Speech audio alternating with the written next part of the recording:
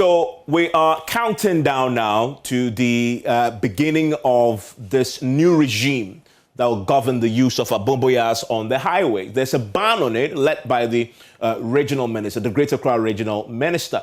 But we are beginning to see some resistance, particularly from the minority side of parliament. And they are very key to ensuring that this is one of those things that is implemented but passed and enforced in a way that constituents abide by, right? You don't want this to become a political issue. And that's why I guess we need to have this conversation to see where the middle ground is on this all-important matter. And so what do we know as far as this is concerned? Well, the number of motorcycles that we know have become the fundamental issue in terms of the motorcycles and the number of deaths and fatalities, right? If you look at January to September, you have 3,553 motorcycles alone. And they are on the highways. And that is where you begin to see the challenges and intersection with other cars. And when, of course, a motorcycle and a car get into an accident, almost always this happens. 912 is a number. Motorcycle crashes in 2021 during September, persons killed. Huge number. Inordinately, more people are dying when the accidents happen on the motorbikes than you see in other places, in cars, for example. September only, we're talking about motorcycles involved in crashes of 429. A number of injuries is 356.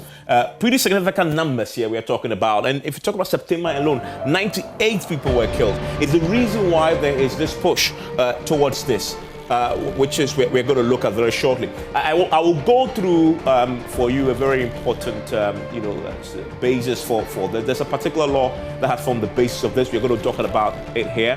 But the minority says the legal basis for this ban is a key issue. We're talking about it after the break. Stay with me.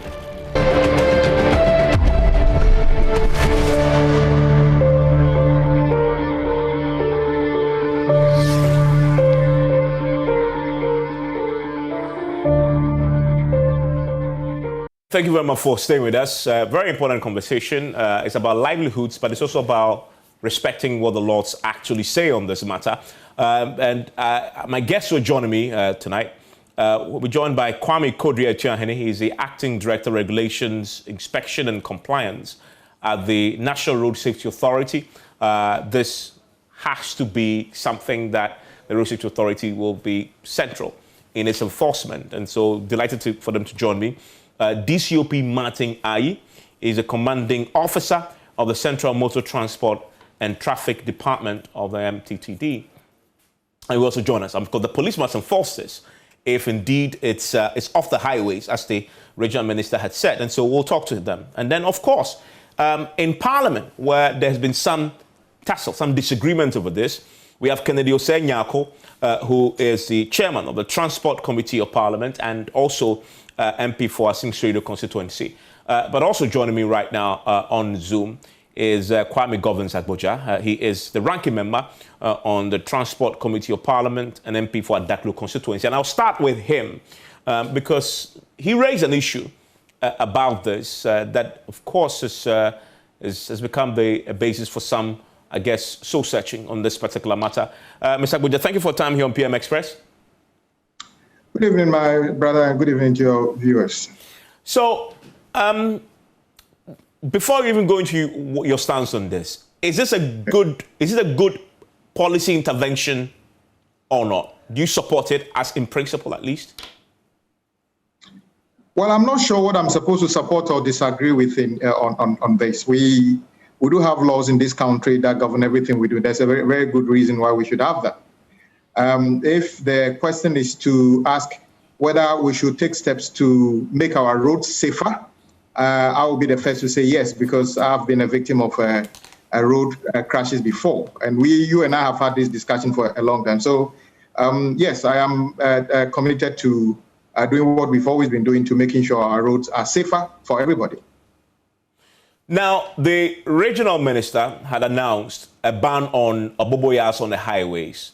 I've heard from the minority side, in fact, you're at the press conference, raising legal questions with that intervention. Well, what's the issue? Well, I listened to the regional minister, and I get a sense that, one, he's saying that we have identified a problem specifically on the Accra-Tema motorway, which we now agree. And that problem is fundamentally the fact that the Accra-Tema motorway's capacity is less than what it should be in terms of the amount of the number of vehicles it can take safely based on what when it was built. Secondly, he suggests that Aboboyaa particularly are a major concern. And let me tell you, I intentionally took a trip to Tema this evening from Accra and returned. I saw 3 Aboboyas on my way in. I saw numerous motorbikes. I saw one accident involving a saloon car. And on my return, in fact, I saw heavy-duty trucks driving at a snail pace on the road, 2 Aboboyaa, many motorbikes, and no accidents on the way. I saw the trotros stopping and then rejoining the motorway, which was not part of what it should be in the past. So, and then I saw very dangerous portions of the Accra-Tema motorway in terms of defects on the road surface itself. So if you were to ask me, what is more likely to cause an accident on the motorway as I was using it, it could be a combination of things. It's difficult for me to say that Aboboyaa particularly could have been the most obvious way an accident to happen on the motorway. I disagree with that one. So when the minister says that we are going to ban Aboboyaa on the motorway because it's a highway, they drive at a slower speed. In fact, I even saw Aboboyaa overtaking a vehicle on the motorway this evening. I'm not even sure whether it's the right thing to do. So he says that the assemblies under his jurisdiction activated something under Article 241, 3 or something like that, which gives them the power to make residual powers. And I'm saying that the legislative power of this country resides only in Article 93, 2, which says that only Parliament can make laws. There's a difference between making bylaws, which is like, oh, this assembly making laws to determine property rates and other things, which even still have to come through local government ministry, Ministry of Finance, as fees and charges. So let's separate it. All I'm asking him to do is that whatever the assemblies want to do in terms of law, because Accra-Tema motorway is not just an urban road, it's an international highway. Yes, I agree that the way it must be used must be regulated, but you cannot just unilaterally decide that I am the regional minister, I am giving people 90 days, and from there, you cannot use the motorway. And I put it to him that in this country, your vehicle can be taken off the road, even if it's a Ferrari. If the vehicle is not registered, the driver is not licensed, the vehicle has no insurance, and the vehicle has no proper MOT. Those are the obvious ways you can take them off the road, and the MTT, they have been doing that. The particular condition under which he's taking Aboboyaa alone out of the motorway is not backed by any law. That's all I'm saying. Okay, stay with me because there's a contrary view to this, and I want to bring in your colleague in Parliament, who, of course, is the chairman of the committee, which, of course, you're on. He joins us via phone. Kennedy Osei-Nyako. Mr. Nyako, thank you for your time here on PM Express. Thank you very much. Okay, please, let's start with the concern that your colleague had raised there. What is the legal authority based on which this ban has been announced and is set to be enforced in 90 days? Well, thank you, Vance, and let me say a very good evening to my colleague, Rankin. I think I've already made my position this morning that I completely disagree with my ranking. What the regional minister, the Greater Accra regional minister, sought to do is just an enforcement of the law that Parliament has already passed. Okay?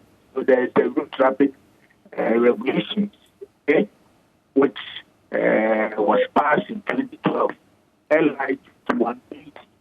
Okay? So that is the law that says that if you read Regulation 128, Regulation 2, it is clear that a person cannot use or permit a motorcycle or tricycle by which that person exercises control to be used for commercial purposes, except for courier and delivery service. So already, this law bans the use or operation of either motorcycle or tricycle for any commercial activity on our road.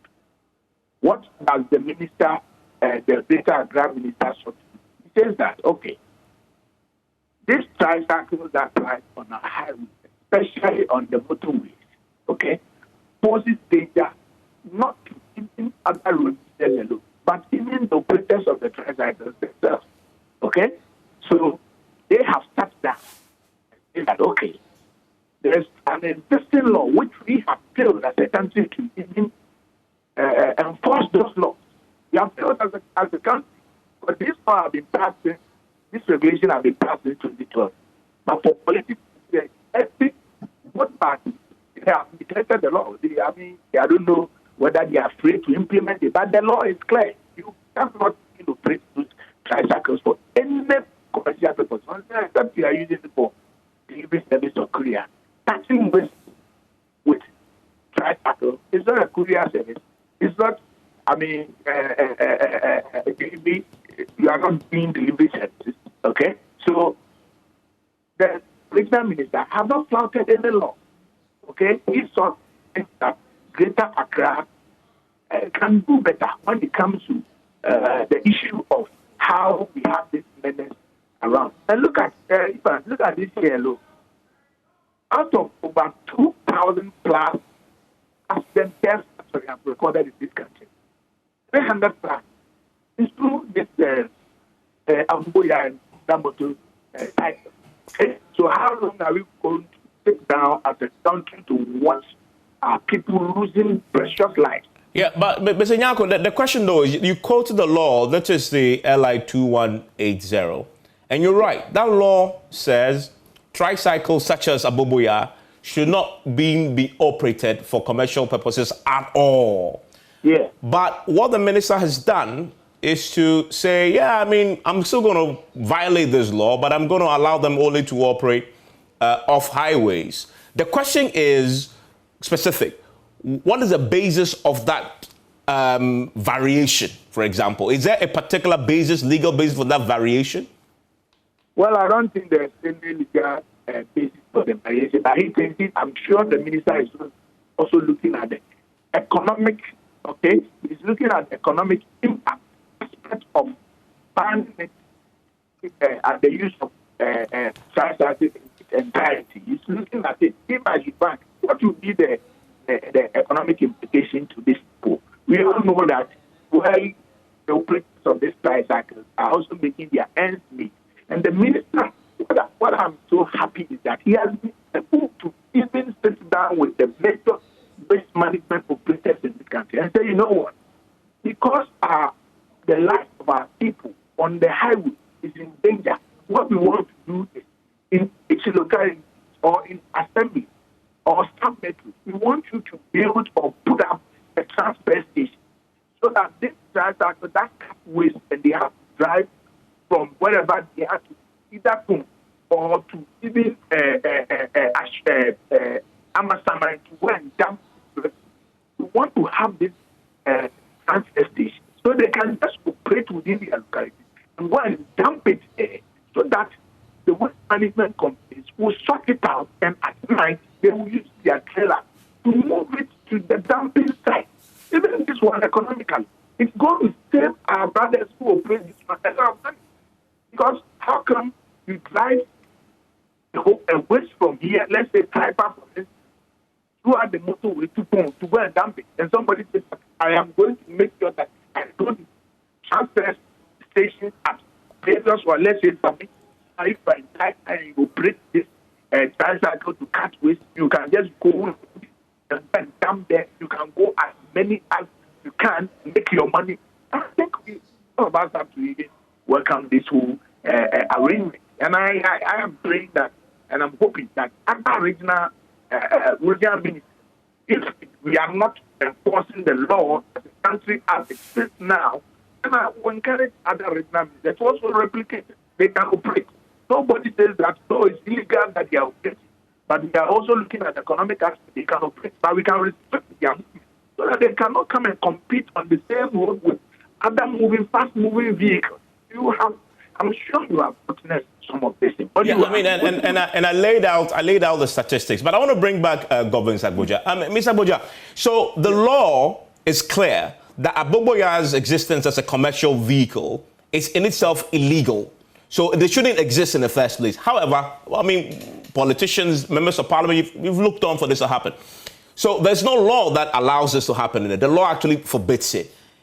The law forbids it, I guess, only because of its impact on accidents, etc., and there might be reasons why that is the case.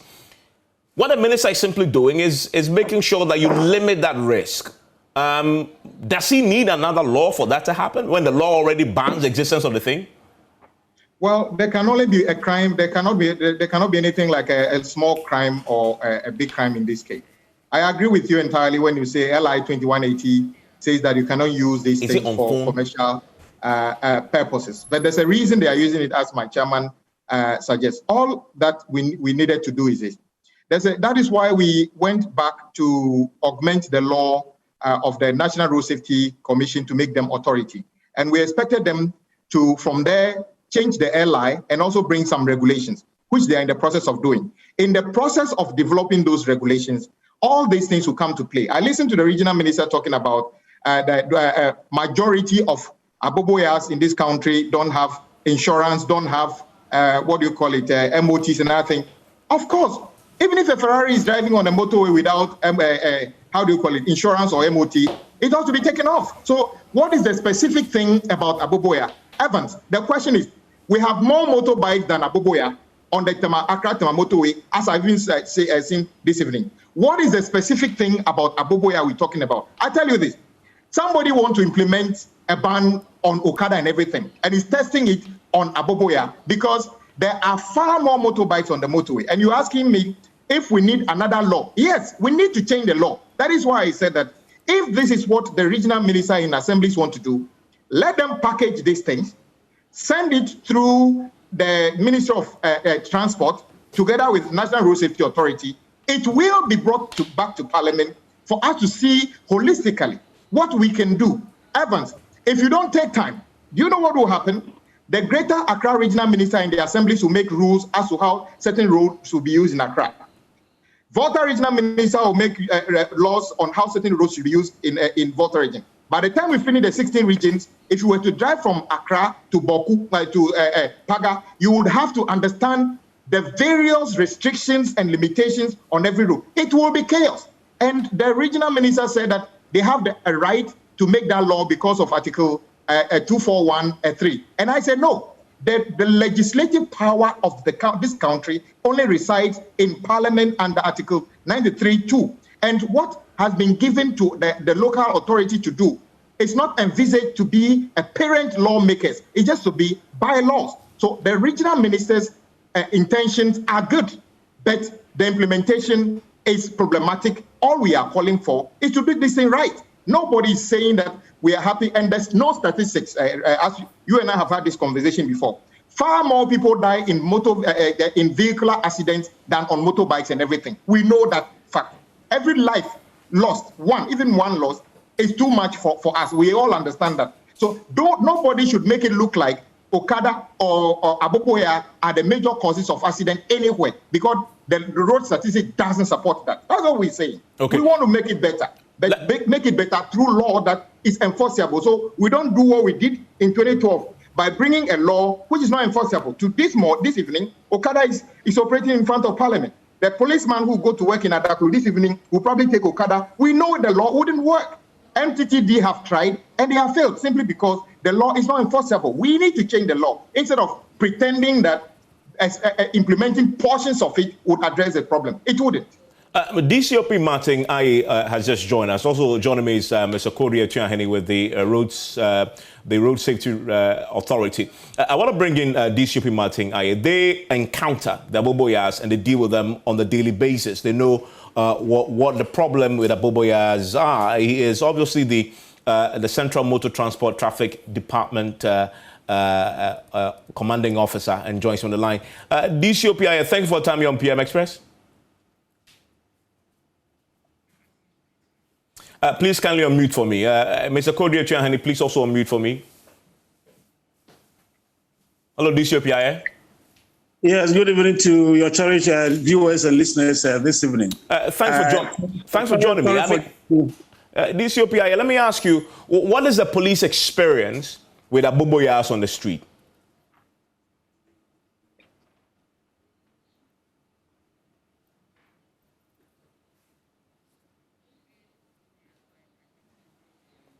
DCOP Martin, the police experience of Aboboyaa on the street, just like any other person is experiencing it. Can I join you early?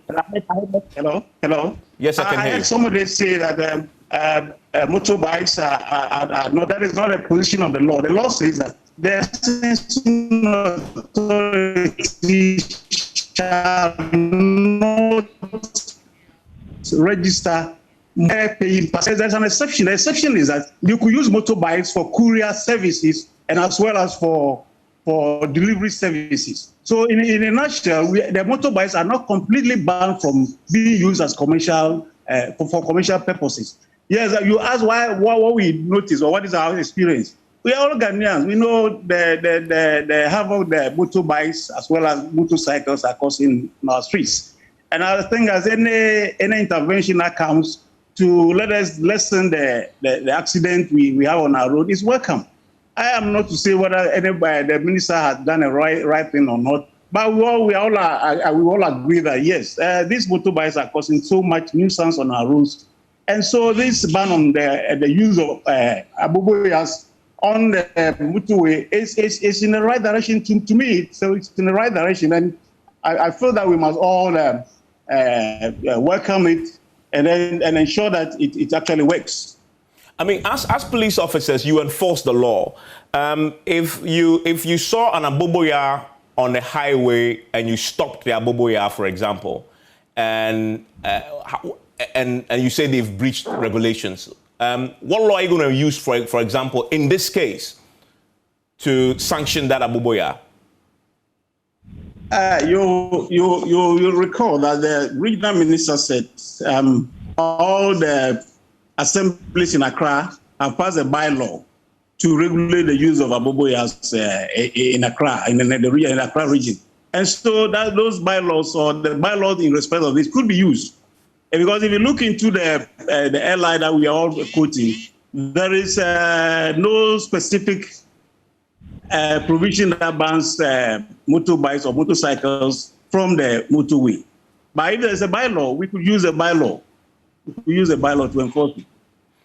Very interesting thoughts. Stay with me. Let me bring in the Road Safety Authority, the Acting Director of Regulations, Inspection and Compliance. Also joins us via Zoom, Mr. Kwame Kodia Chiahani. Mr. Chiahani, first tell me, I mean, what's the Road Safety Authority's own take on this new intervention led by the regional minister, taking Aboboyas off our highways? Well, thank you, and good evening to your viewers and also to earlier speakers, particularly servant for the Transport Committee and also our very good friend, Honorable Kwame Akweda. I think the two of them are safety advocates, and it's a pleasant experience to have them express a view or the other, however conflicting they may appear on the subject matter. Yes, for us, Ivan, I think we are concerned with risk management. And that's all we do. That's where you perceive a risk, you must find a way to deal with it so it does not translate into a crash. The motorway is designed as an expressway in that vehicles that get onto that stretch are flying doing in excess of 100 kilometers per hour. And they need to be expected in an expressway, slow-moving vehicles because they become an obstruction and create inconveniences for that one, contrary to the intent of that way. I mean, of that stretch. To that extent, you would want to agree that if this imposition or if this restrictions will minimize the risk that these vehicle users, riders expose themselves and other users to, then you may want to encourage it. But as to how and who does that, whether the procedures are lawful, I think the two members of parliament are in a better position to provide direction on that basis. But from a safety perspective, I think that on an expressway where vehicles have the permission to speed up to 100 kilometers per hour, the least you'd expect is a slow-moving vehicle having to compete with them in that stretch. It's very risky and has the potential of creating difficulties for users on that stretch. But having said that, when you look at the directive or the statement that came from the SRCC, I think there are other core issues. Motor riders that are unlicensed, vehicles that are uninsured, these are very critical issues that go to the root of the problems we have related to cycles and motorcycles. And to that extent, again, with the police involvement, I think that we must all find ways to have these existing laws enforced. And if this is the measure that we have to add fuel to these violations and to ensure that we see some improvement in having a critical mass of these riders having to be insured and vehicles that they put on the road, having to be licensed and vehicles that they put on the road having to be insured. Then again, I think, yes, we must find a way to encourage it. Let me quickly on the substance of these guys. Let me quickly clarify. So, is the understanding that this particular ban only affects Aboboyaa on the motorway, not all the highways that is in the Greater Accra region? Well, that's an understanding I have. Okay. But again, to extend it, the highway is also another expressway, except that in terms of permissible speed, you are doing 90 kilometers per hour. The motorway admits up to about 100 kilometers. Mm-hmm. However you look at it, the permissible speed on the highway, as opposed to that of the Aboboyaa or tricycles, they don't appear to be in sync. And either way you look at it, it poses a risk to themselves and other road users. With all intent, if it were possible, we should have we should figure out a way to restrict their movement along these expressways so that we can reduce their level of exposure or the risk that comes with the exposure on that high-speed road. But let me ask you this, because as we speak currently, the 2012 law, makes the use of Aboboyaas and motorcycles for commercial transport, passenger purposes illegal. Why is the Road Safety Authority and others not making sure this is enforced or advocating for its enforcement? It's as if we're just giving up on this. No, to the contrary. At all times, that has been the concern from us. At any opportunity we get with the police. In fact, the police is the primary enforcement agency of that law regulation in a certain now, to the extent that they deal directly with individual road users. So we have sought to bring that to their attention. If you look at the data, for instance, for January up to September, of all the incidents we've recorded, close to 42% are tricycle related. And the bulk of these numbers are coming from Greater Accra, Ashanti, Central, and some parts of Eastern region. Ironically, if you went to the northern region, which predominantly are exposed to this as a means of transportation, because comparatively, their level of compliance with these rules are quite better than those of us in Accra, Kumasi, and Eastern region. The numbers speak for themselves. And that's why at every opportunity we've had with the police, we have sought to encourage them to take some lessons from the approach from their colleagues in the north. Because if the laws are being enforced to some extent or to a very large measure in those parts of our country, which coincidentally translates into better outcomes. Our thinking is that if we are able to enforce the laws in this part of town, the numbers would also see some nosedive. So yes, at every opportunity, when we get the opportunity to engage the police in respect of motorcycles, tricycles, and the related regulations in the law, it has been our call that we should do better than we are doing at present to enforce those laws. DCOP Aye, why is the police not strictly enforcing the road traffic regulations LI 218 that says clearly 1281 the licensing authority shall not register a motorcycle to carry a fare-paying passenger, and it says a person shall not ride on a motorcycle or tricycle as a paying passenger. Hello, DCOP. Hello. Yeah. You are partly right, and I'll say partly not correct. We almost all the time look at enforcement. The last speaker before me said there's some kind of compliance in the north. Yes. Why do we so much concentrate on enforcement? I think we've done a lot of education in the past, and I think that a lot more people are not compliant. So there is a need for us to enforce. Yes. The enforcement comes with some challenges, as you are well aware. If you get somebody on motorbike, sometimes the cooperation of the public is also not there. You don't only get two people on a bike and conclude that the pillion rider is a fare-paying passenger. The rider could give that person a lift, or there could be a company bike that the two of them are riding on to their workplace.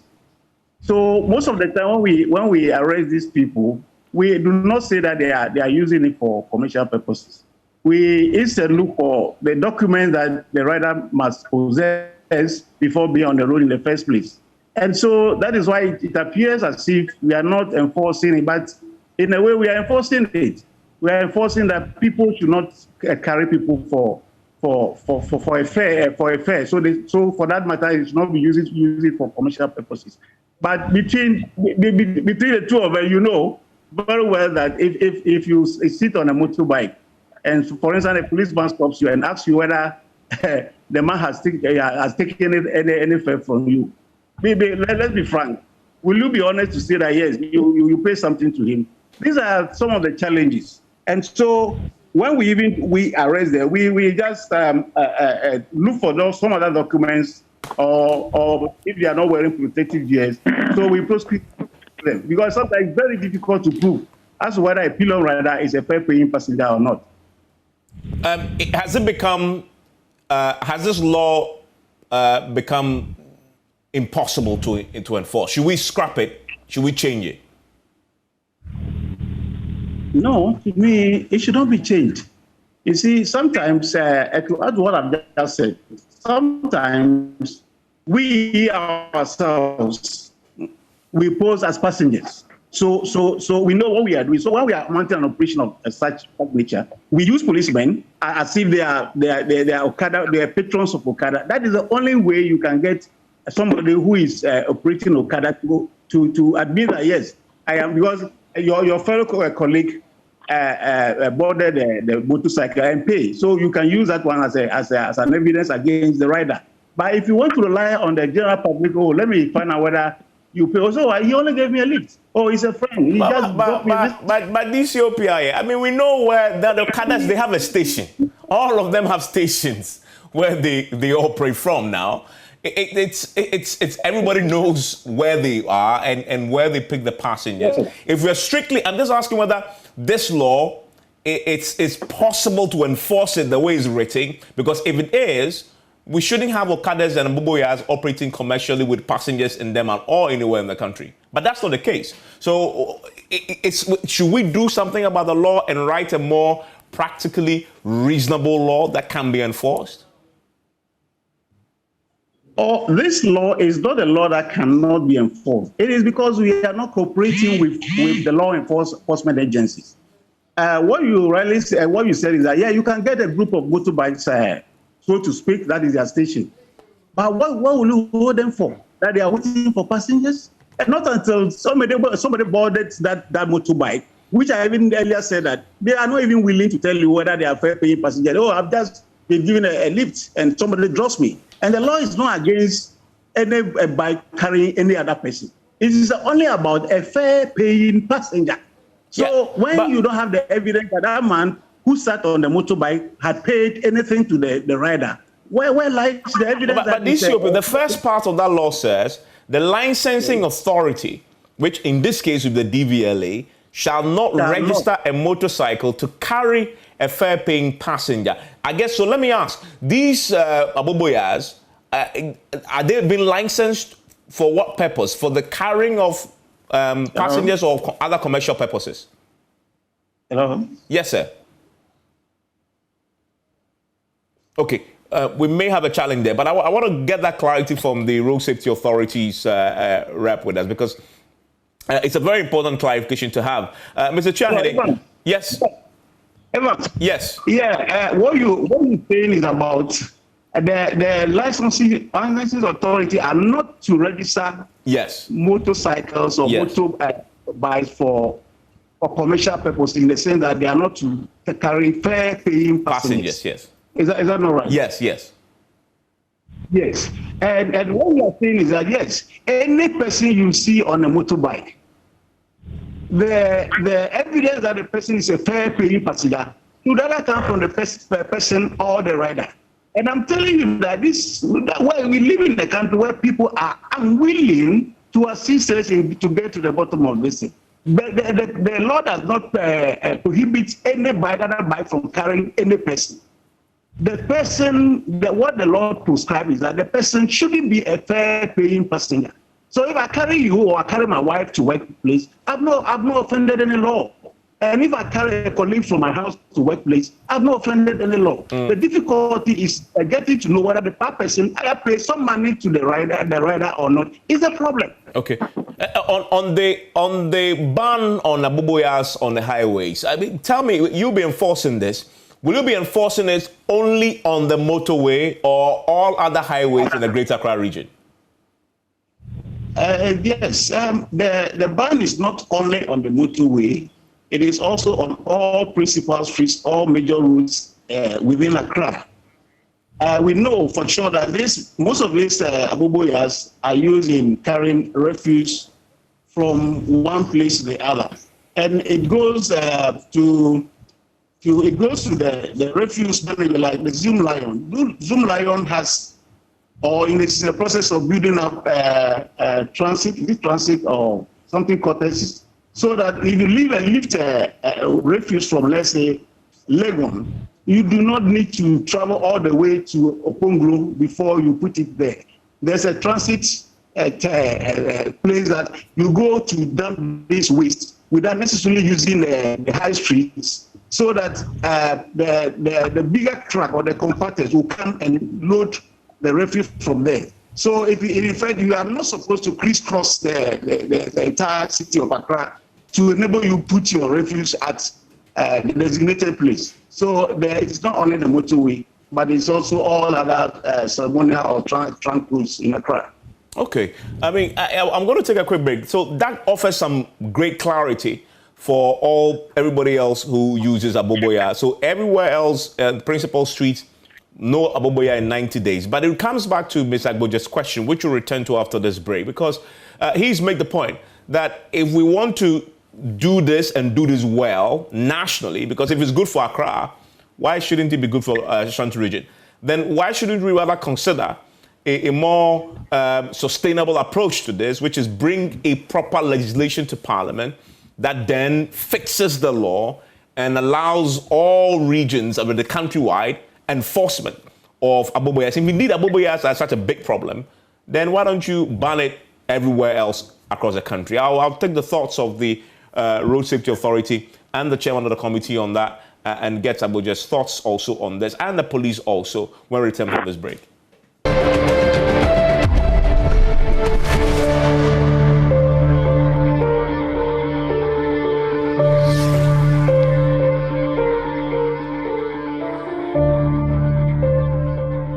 My guest is Kwame Aboboyaa. He's a ranking member on the Transport Committee in Parliament. Kwame Kodria-Chiahene is the Acting Director of Regulations and Inspection Compliance at the National Road Safety Authority. We also have the Chairman of the Transport Committee in Parliament, Kennedy Nyako, and DCOP Martin Aye, who of course is the Commanding Officer at the Central Motor Transport Traffic Department. Mr. Kennedy Nyako, so your colleague, the ranking member, had suggested that a better way to doing this is to properly come before Parliament and have a law that makes this a national affair and not a Greater Accra affair, if indeed we believe it's so good for Greater Accra. Do you support that call? Well, I think we don't need to split hairs here. I think we are just, all of us want the best for the country. So we have to do what is best or what is appropriate to make sure that things are done properly. So bringing the law or whatever it is, I mean, it shouldn't be a problem. Already, we have already explained that there are existing laws, but can't allow the National Road Safety Authority is in the process of bringing an amended regulation, amended part of the regulation there. We can look at it during the consultation of this regulation. We will look at it if we have to. But I don't like the term ban. I'm not sure the Greater Accra Regional has banned anything, but it's rather restricting the movement of these tricycles on the highway. So I don't want it to sound like he has banned something. I'm not sure he has that power to ban, but he has restricted the movement. And I think this is something that all of us should welcome it. But we'll look at it. I'm sure they are here to bring the regulation, and the committee will sit on it. We'll see where we have to add some kind of input to it to make sure that, like we are saying, it will not be only applicable to Greater Accra, but other places will do it. But if that is the way that we can control the menace on our road and promote a very good road safety measures on our road, we cannot compromise on that, because we are not ready to lose more lives, okay? We already lost over 300 people through cycle and tricycle accidents this year alone. And we don't want to continue losing such pressure lives. So whatever we have to do to make sure that we minimize this kind and save the lives of our people, and also keep their ends meet. I mean, helping them to also economically get something for them and their family. We have to do it. Yeah. I mean, that is the situation we find ourselves in. So Mr. Aboboyaa, so we've heard now the MTTD explain the enforcement regime for, of course, this ban, or you call it the restriction of Aboboyaa's use on highways. What do you make of that, considering the concerns that you have? Well, Evans, I thought you and I should say we are very, very much confused by now. Why? I think my call for a centralized law that is enforceable has even been enforced. Evans, the minister, when I was speaking with him on a sister station yesterday, emphatically said the restriction or the ban is only on the motorway. The agency who is supposed to implement this, which is the MTTD, just told you that it is supposed to be on all the principal streets of Accra. Do you see why I insist that it is dangerous to make this by a word of mouth instead of making a law? because the minister didn't say all the principal streets. The policeman is saying all the principal streets. You even ask him whether the law, which they are unable to enforce, because I don't blame the police. The law is defective. It's not enforceable. You ask him a direct question. Should we tweak the law? He said, don't touch the law. So exactly how is his outfit going to be able to do that? And I beg him. The minister didn't say all the principal streets of Accra. He should get the distance. And then let me give you this, my brother. This is the accident statistics between January and March 2021. And I think you have that data yourself. It's 6,830 road crashes from the MTTD. And get this. Commercial vehicles, 2,476. Private vehicles, 2,771. Motorcycles, which include Aboboyaa everything, 1,583. How on earth could anybody say that Aboboyaa or motorbikes are the major causes of accidents on our road? I'm saying that even a loss of one life, whether through Aboboyaa or motorcycle or a vehicle, is too much. We need to work on it. But let's do this in a way that is enforceable. Evans, on the motorway, I don't believe majority of the trucks we have in this country can do 100 kilometers on the Accra motorway. I don't believe those heavy trucks coming from Temaport loaded with goods have been doing 100 kilometers on the road. Let us be realistic.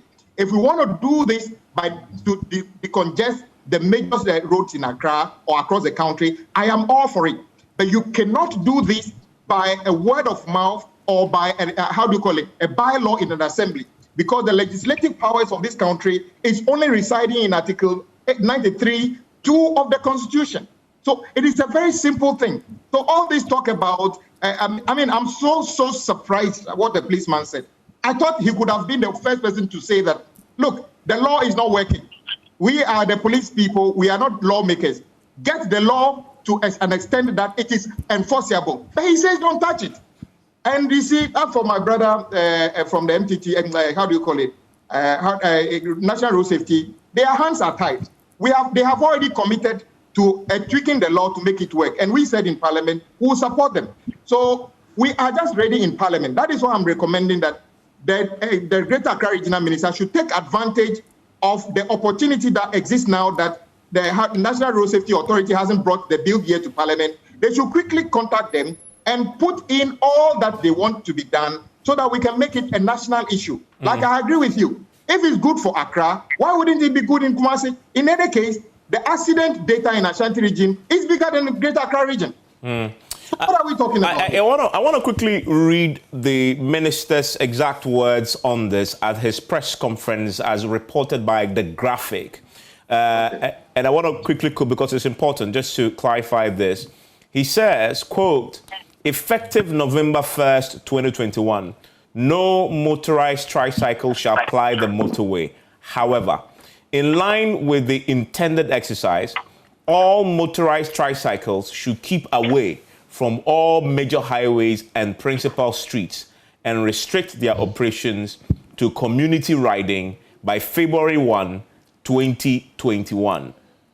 End of quote. It goes on to state, quote, Graphic, this 3-month grace period is to ensure that proper education and sensitization is done to ensure the successful implementation of the directive. And so if you're going by his original press conference, indeed, according to the minister, the restriction and ban applies not only to the motorway, but, quote, all major highways and principal streets and restrict their operations to community riding by February 1, 2021.